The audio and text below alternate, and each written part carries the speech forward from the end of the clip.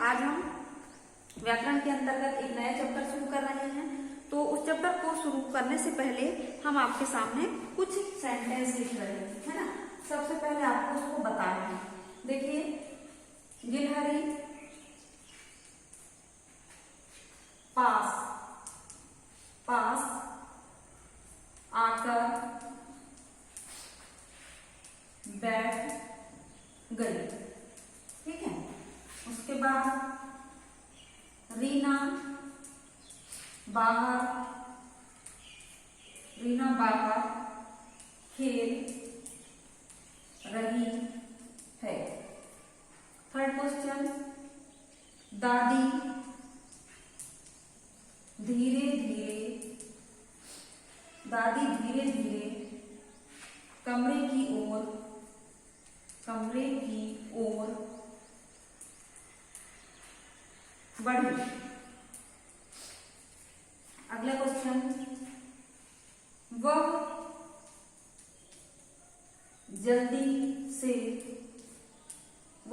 से खाकर चला गया, ठीक है। उसके बाद एक और पांचवा क्वेश्चन, फूलदान जोर से गिरा। उसका एक और सेंटेंस लिख देते हैं हम। वह प्रतिदिन नृत्य करती है। ये सेंटेंस आपके सामने है, ये वाक्य लिखे गए हैं। अब आपको बताना है कि ये क्या है। जैसे गिलहरी पास, ये अंडरलाइन करें हमने। पास का मतलब क्या होता है? पास आकर बैठ गई। क्या बता रहा है इसमें, है ना, कि ये क्या है। हमने पिछले साल पढ़े थे क्रिया और क्रिया विशेषण। तो क्रिया क्या होता है? किसी काम का करना या होना पाया जाता है। जैसे हम अभी कौन सा काम कर रहे हैं? पढ़ाने का। आप लोग क्या काम कर रहे हैं? पढ़ने का, है ना। तो वैसे ही अब जैसे कि हम कर रहे हैं कि आपने बोल दिया कि मैडम बहुत जल्दी जल्दी पढ़ाती हैं, तो जल्दी जल्दी क्या कहलाया? काम करना तो कहलाया, पर कैसे काम करना? क्रिया विशेषण, है ना। क्रिया काम तो कर रही है मैडम, पर कैसे कर रही? जल्दी जल्दी। तो ये क्या कहलाया? क्रिया विशेषण। तो अब क्रिया विशेषण के कई प्रकार भी होते हैं। तो उसमें से जैसे ये बोला गया कि गिलहरी पास आकर बैठ गई, तो ये कौन सा क्रिया विशेषण आएगा? मूल, ठीक है। आपको पता है मूल क्रिया विशेषण, ठीक है। उसके बाद देखिए, रीना बाहर खेल रही है। अब यहाँ पर बता रहा है ये बाहर, तो बाहर क्या हो गया? स्थान बता रहा है, ये स्थानवाचक हो गया, ठीक है। उसके बाद देखिए अगला, दादी धीरे धीरे कमरे की ओर बढ़ी। तो ये किससे संबंधित है? ये रीतिवाचक, है ना। रीतिवाचक क्रिया विशेषण, यानी क्रिया विशेषण के प्रकार हैं स्थान, मूल, रीति। तो ये रीतिवाचक क्रिया विशेषण। उसके बाद वह जल्दी से खाकर चला गया। जल्दी से मतलब कि यौगिक इसके अंतर्गत ये परसर्ग अभ्यपन है, यानी कि कारक के अंतर्गत आता है। कारक विभक्ति को परसर्ग भी कहते हैं, है ना। अभी जैसे नहीं भी समझ में आएगा, अभी देखेंगे हम, तब आपको अच्छे से समझ में आ जाएगा।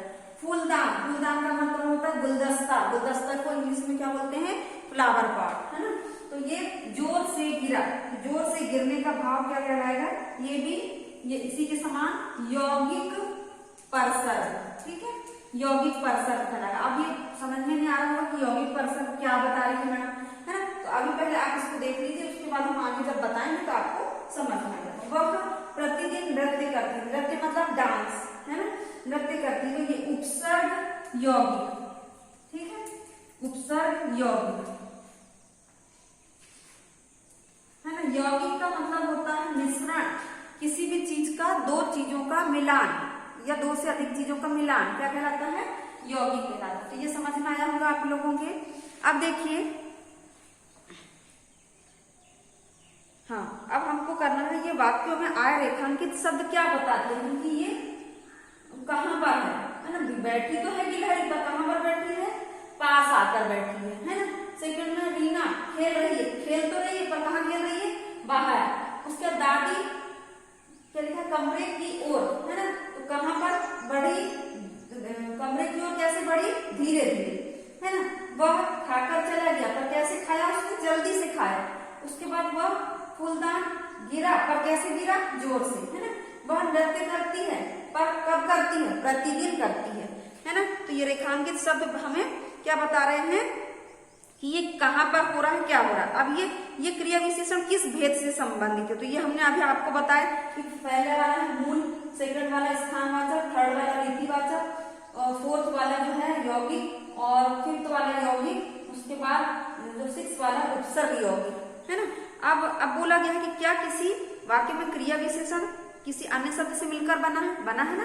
ये दोनों में हमने बताया कि जब इन दोनों में क्या होगा, ये तीनों में, है ना। यौगिक जो होता है मिलन से बना है, अब वो मिलने से बना है, किस प्रकार बना है ना। तो ऐसे क्रिया विशेषण शब्दों को क्या कहते हैं, है ना, वो हम आप आगे जानेंगे। तो पहले तो हमने आपको क्रिया विशेषण की क्या बता दी है, क्रिया बताई हमने आपको कि क्रिया क्या होता है, किसी भी काम का करना होना पाया जाता है, मतलब कि हम सोना उठना बैठना लिखना पढ़ना ये सब क्या आता है, क्रिया के अंतर्गत आते हैं। उसके बाद जब हम उस काम को करते हैं पर हम जल्दी जल्दी करते हैं, धीरे धीरे करते हैं, तो वो सब क्या कहलाता है, क्रिया विशेषण कहलाता है ना। जैसे कि यहाँ पर पेज नंबर 11 आपको निकालना है। 11 में देखिए ये है क्रिया विशेषण। दिए गए वाक्य पढ़िए और पूछे गए प्रश्नों के उत्तर दिए। मैं हड़बड़ाकर उठा, उठा तो पर कैसे, हड़बड़ाकर। वह उकड़ू बैठा, बैठा तो है पर कैसे बैठा है, उकड़ू बैठा है। पपीते के बीज इधर उधर छिटके हुए हैं, छिटके तो है पर कैसे छिटके हैं, इधर उधर। तो ये सब क्या हुआ, क्रिया विशेषण हुआ। लेखक कैसे उठा, आदमी कैसे बैठा था, बीज कहाँ छिटके हुए थे, है ना। उसके बाद देखिए उपरोक्त वाक्यों में आए रंगीन, हड़बड़ाकर, उकड़ू, इधर उधर, क्रमशः, क्रिया, उठा, बैठा और बिखरा हुआ की विशेषता बता रहे हैं। तो जो शब्द क्रिया की विशेषता बताते हैं उसे क्या कहते हैं हम, क्रिया विशेषण कहते हैं। समझ में आया होगा आप लोगों के। अब आगे देखिए कि जो शब्द क्रिया की विशेषता बताते हैं उसे क्या कहते हैं, क्रिया विशेषण कहते हैं। अब हमको क्या करना है, क्रिया विशेषण के प्रकार जो है आप लोगों को पढ़ना है। क्रिया विशेषण के प्रकार आपको बता दे रहे हैं कि कितने क्रिया विशेषण के प्रकार होते हैं।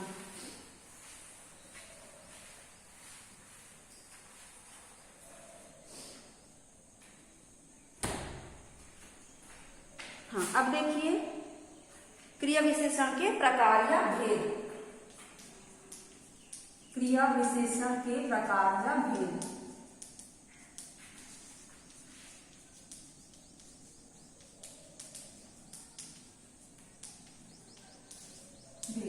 इसको हम ऐसा चार्ट बना लेंगे और यहाँ पर चार के अपन को क्या करना है, नाम लिखना है। तो सबसे पहला है कौन सा क्रिया विशेषण, स्थानवाचक, स्थानवाचक क्रिया विशेषण। सेकंड में आ जाएगा रीतिवाचक, सेकंड में आएगा रीतिवाचक क्रिया विशेषण। उसके बाद थर्ड में आ जाएगा कालवाचक क्रिया विशेषण। कालवाचक क्रिया विशेषण पूरा नहीं लिख रहे हैं हम, शॉर्टकट में लिख दे रहे हैं, है ना। ये फोर्थ में आ जाएगा कौन सा विशेषण, परिमाणवाचक क्रिया विशेषण। परिमाण यानी कि मात्रा, है ना, परिमाणवाचक क्रिया विशेषण। ठीक है, ये चारों हो गए। याद रखना है अपने को कि क्रिया विशेषण के कितने प्रकार हैं, चार। जैसे अगर हमसे पूछेंगे संख्या के कितने प्रकार हैं, तो मुख्य रूप से 3, लेकिन ऐसे पूछेगा तो बिना मुख्य रूप से तो 5, है ना। सर्वनाम के कितने प्रकार हैं, 6 प्रकार हैं, है ना। उसके बाद विशेषण के कितने प्रकार हैं, 4 प्रकार हैं। उसके बाद क्रिया विशेषण के 2 प्रकार हैं, क्रिया के 2 प्रकार है, सकर्मक अकर्मक। और क्रिया विशेषण के 4 प्रकार है, स्थानवाचक, रीतिवाचक, कालवाचक और परिमाणवाचक। अब देखिए जैसे कि हमने बोले सबसे पहले बच्चे बाहर खेल रहे हैं, है ना। यहाँ पर लिखेंगे अपन उदाहरण इसका कि बच्चे बाहर खेल रहे हैं। ठीक है, तो यहाँ पर बाहर क्या हुआ, स्थानवाचक। अभी भी हमने एक सेंटेंस लिखे थे उसमें भी बताया था, समझ गए होंगे आप, है ना, कि बाहर। उसके बाद जो मतलब इसकी परिभाषा क्या बोलेगा, जो शब्द क्रिया के होने के स्थान का बोध कराते हैं उसे क्या कहते हैं, स्थानवाचक क्रिया विशेषण। सेकंड में आएगा घोड़ा तेज दौड़ता, घोड़ा दौड़ता तो है पर कैसे दौड़ता है, घोड़ा तेज दौड़ता है। ठीक है, तो तेज रीतिवाचक, रीति का मतलब होता है जो शब्द क्रिया के होने की रीति, रीति मतलब होता है ढंग, है ना, हमारा स्टाइल, जैसे बोलते हैं हमारी स्टाइल इस प्रकार से है, ढंग, है ना, तो रीति के होने के ढंग का बोध होता है, वो क्या कहलाते हैं, रीतिवाचक क्रियावचन। जैसे घोड़ा दौड़ता तो है पर कैसे दौड़ता है, तेज दौड़ता है। फिर अगला है कालवाचक क्रियावचन, मनोज प्रतिदिन सैर करता है, मनोज प्रतिदिन सैर करता है, पर कब करता है, प्रतिदिन, हर दिन करता है। ऐसा नहीं कि एक दिन उठ गए एक दिन चले गए। सैर करना मतलब घूमने जाना, सुबह सुबह जो घूमने जाते हैं उसको बोलते हैं सैर करना। तो ऐसा नहीं कि हम लोग कभी कभी क्या करते हैं, एक दिन जाते हैं दूसरे दिन सोए रहते हैं, है ना, लेकिन मनोज क्या करता है, प्रतिदिन घूमने जाता है, सैर करने जाता है। तो प्रतिदिन यहाँ पर होगा कालवाचक, काल मतलब होता है समय, है ना। उसके बाद देखिए अगला है दीपक कम बोलता है, परिमाण, दीपक बोलता तो है पर क्या करता है, कम बोलता है। तो यहाँ पर कम क्या हुआ, परिमाण, उसकी संख्या बता रहा है कि कम बोलता है, ज्यादा नहीं बोलता, है ना। तो इस प्रकार से आप लोग समझ रहे होंगे कि ये क्या है, स्थानवाचक, यानी कि बाहर अंदर जो भी आया, तेज, उसके बाद इसमें प्रतिदिन और यहाँ कम। ठीक है, इतना तो समझ गए होंगे। अब देखिए ये हो गया। अब देखिए एक छोटा सा टॉपिक देख लेते हैं, रचना के आधार पर क्रिया विशेषण के प्रकार। ये तो थे क्रिया विशेषण के 4 प्रकार मुख्य रूप से। अब उसके बाद हम देखेंगे रचना के आधार पर क्रिया विशेषण के प्रकार। ठीक है,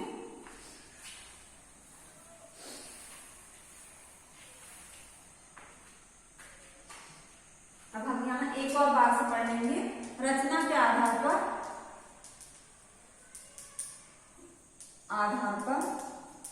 क्रिया विशेषण के प्रकार। ठीक है, तो इसमें देखिए ये इसके दो भेद हैं, 2 प्रकार है इसमें। सबसे पहला है मूल क्रिया विशेषण और सेकंड वाला है यौगिक क्रिया विशेषण। सबसे पहला मूल क्रिया विशेषण, उसके बाद यौगिक क्रिया विशेषण। अभी हमने आपको उदाहरण दिए थे, अब आपको इसको समझना है कि मूल क्या कहलाते हैं और यौगिक क्या कहलाते हैं।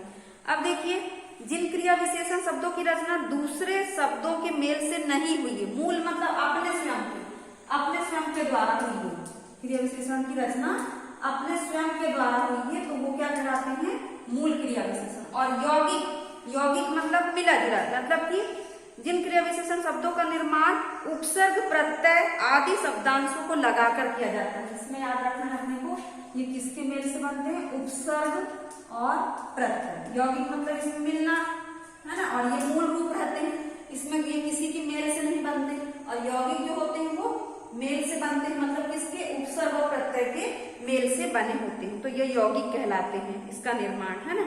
अब देखिए मूल में आ जाएगा, मूल में क्या आ जाएगा, आज के बाद नीचे, ऊपर, आज, नीचे, ऊपर, अब, जब, ये सब किसके अंतर्गत आएंगे, मूल के अंतर्गत। और यौगिक के अंतर्गत क्या आएंगे, हाँ, उपसर्ग प्रत्यय वाले। जैसे यहाँ पर बोला है क्रिया विशेषण शब्द का निर्माण उपसर्ग के योग से। अब इसको एक एक करके बता देते हैं, है ना। उपसर्ग के योग से बना है, तो ये आजीवन शब्द आया और प्रतिदिन आया, तो ये समझ जाओ, ये आ और ये प्रति, ठीक है, ये उपसर्ग कहलाएगा। सेकंड है प्रत्यय के योग से, इसमें संभवतः, है ना, तो अतः आ गया अंत में, ठीक है। वा का आ मतलब ये व्यंजन में क्या छिपे रहता है, स्वर। और वस्तुतः, ठीक, वस्तुतः, ये सब किसके अंतर्गत आएंगे, प्रत्यय के अंतर्गत। उसके बाद समास से, इसमें परिभाषा में से उपसर्ग प्रत्यय दिया है, और समास से भी मिलकर बना होता है, तो इसके अंतर्गत जीवन भर शब्द आया, तो समझ जाओ ये यौगिक है, जीवन भर। उसके बाद रात दिन, ठीक है, रात दिन जीवन भर ये सब आया तो समास से। उसके बाद ये परसर्ग मतलब होता है कारक से संबंधित, है ना, तो जल्दी से, धीरे से,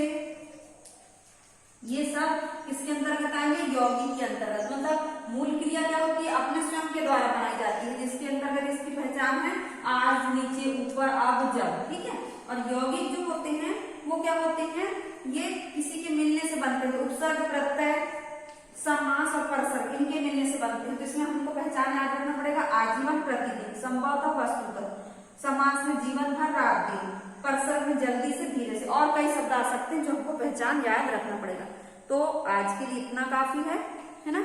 ये सबको क्या करना है, आपको एक बार लर्न करना है, अच्छे से देखना है, बुक से पढ़ के। उसके बाद आगे का हम नेक्स्ट वीडियो में आपको बताएंगे। धन्यवाद बच्चों।